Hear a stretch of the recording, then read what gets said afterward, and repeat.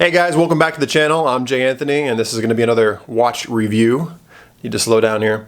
I was going to give an introduction, but we're going to look at a Patek Philippe Nautilus. You guys don't want to hear me talk. Let's go check it out. All right guys, let's go and get started. So today we have something ludicrously special. If you guys are even remotely mild fans of horology or some of the great designers of wristwatches past, Gerald Genta and Patek Philippe are two names that you should be very familiar with. And as Patek Philippe goes, I will be honest and say I'm not one of their biggest fans, but I have to say the Nautilus in particular though is a watch that has always struck an chord with me. And that's just because I absolutely love the designer of this watch, Gerald Genta. He's made so many wonderful designs out there, at least from my perspective. The Audemars Piguet Royal Oak is another one of his designs, even the Omega Constellation, if you can believe it. But that trend in the 70s of creating these new style watches with integrated bracelets, this is really what he's famous for, and the Nautilus is an icon. It came out in about 1976, I want to say, and it's just one of those watches that just never seems to fade from the limelight. Everybody seems to love this thing. So why is this watch such an icon? Well, as I said, when it came out in the 1970s, it was kind of a revelation in style. A lot of watches up until that point basically all looked the same. And here you had something coming out that was very new, very avant-garde, and really just kind of was something fresh. And what's so nice about this is even though this is a complicated wristwatch with multiple complications, it doesn't shout excess. Everything it does is well executed, and it just flows nicely, and everything just seamlessly fits together to create this just elegant design. And one of the things that I have to say about that especially is when I say elegant design, look at the way that they packaged this watch. You have a case thickness of 9 millimeters, which is just crazy, especially when you consider the fact that this watch is not only an automatic, as you would expect, but it also has several complications, including a power reserve, a sub-seconds over here between 4 and 5, a moon phase indicator, and also a date. And to think that they've packaged all these different complications in this watch into such a thin case and also such an elegant case, again, it's beautiful in its subtleties. And I just absolutely adore it. So this particular version of the Nautilus is called the 5712. I believe this is /the 1A. And one of the things I also love about the Nautilus are those horizontal stripes going across the dial. And hopefully you can see them here. They do have a bit of texture to them. And I love this like steely gray dial. It works with any color of clothing I could ever imagine. This to me is one of the few watches that I think you could easily dress up or dress down and wear with anything. You know, a lot of times when we have sports watches, especially stainless steel, with the exception of Breitling and some of those that are highly polished, they tend to be, you know, more casual type watches. They don't really suit dress watch duty well. But here you have a rare example of a watch that would seemingly do both duties very well.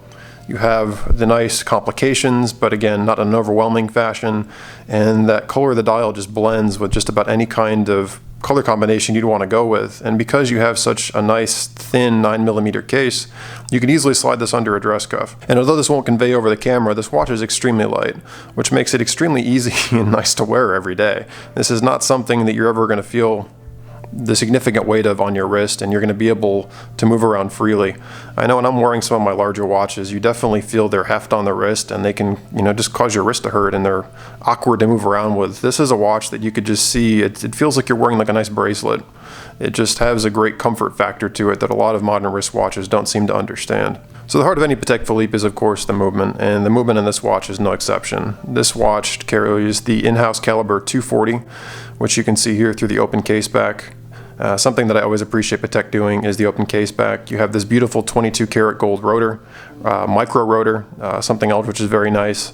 And by having a micro rotor, you have all sorts of benefits to that, but the thing that I really like is you get to see so much more of the movement. So this movement has about 265 parts, and of course the technical specs which you all be asking me about in the comments below.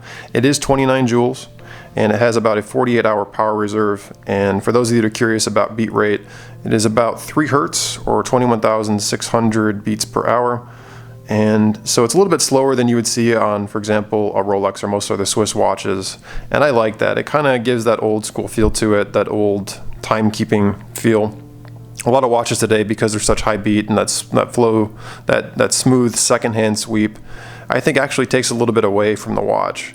I like this ticking because it reminds you that you're holding this highly complex mechanical device, and it just, I don't know, I feel like there's that much more of a connection between you and the machine on your wrist. And as I'm just rotating this watch around, I am falling in love with it.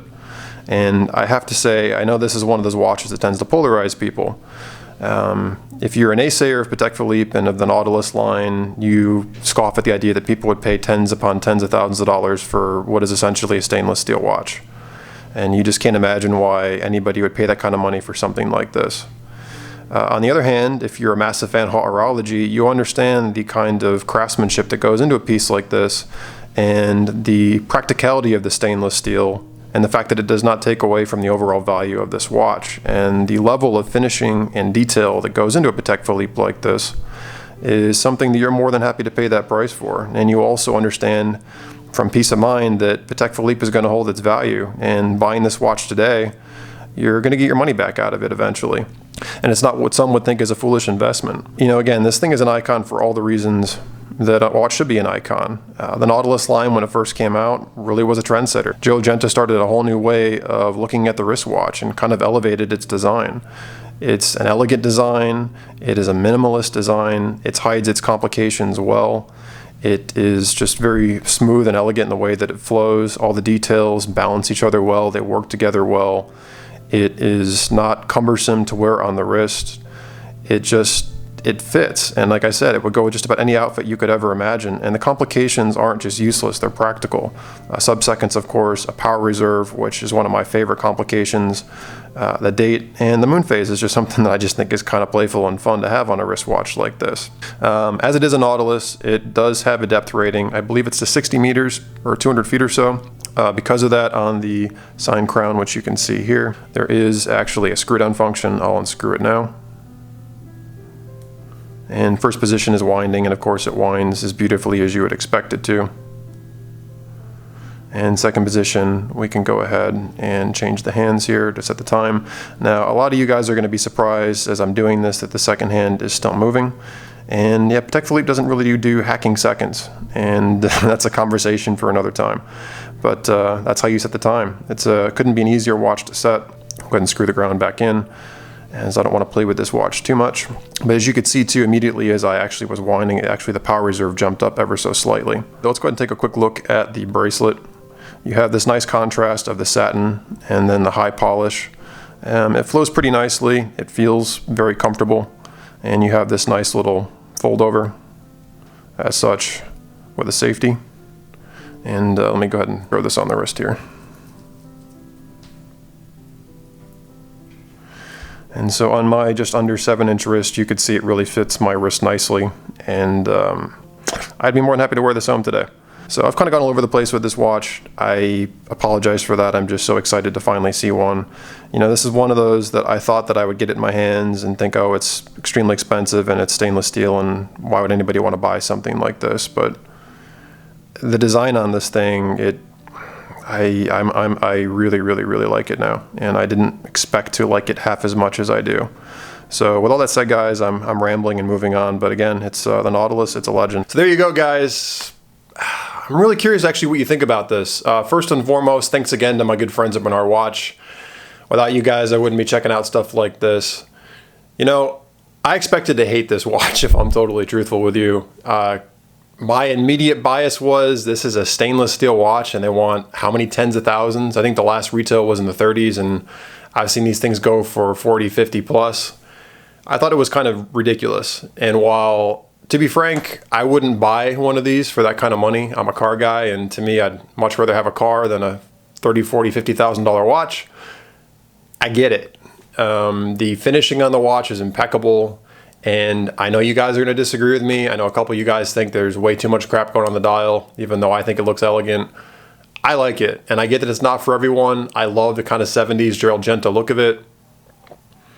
I love the size of it. I love the wear of it. I love it. And if it was a $10,000, $15,000 watch, I'd buy one in a heartbeat. And being a Patek Philippe, we know it's going to hold its value. So there you go, guys. There's my take on the Patek Philippe Nautilus.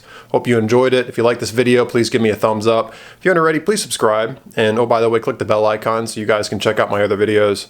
Thanks again so much for tuning in. Stay tuned for more content. And again, thanks so much to all you guys that have been checking out my motivational speaking channel. Last upload I did was talking about how you can survive anything and how life can be pretty crappy sometimes, but you can get through it. And really appreciate the feedback and support I got on that video as well. Talk too much. Stay tuned, guys. I got way more videos coming up, so I'll catch you guys real soon. Later.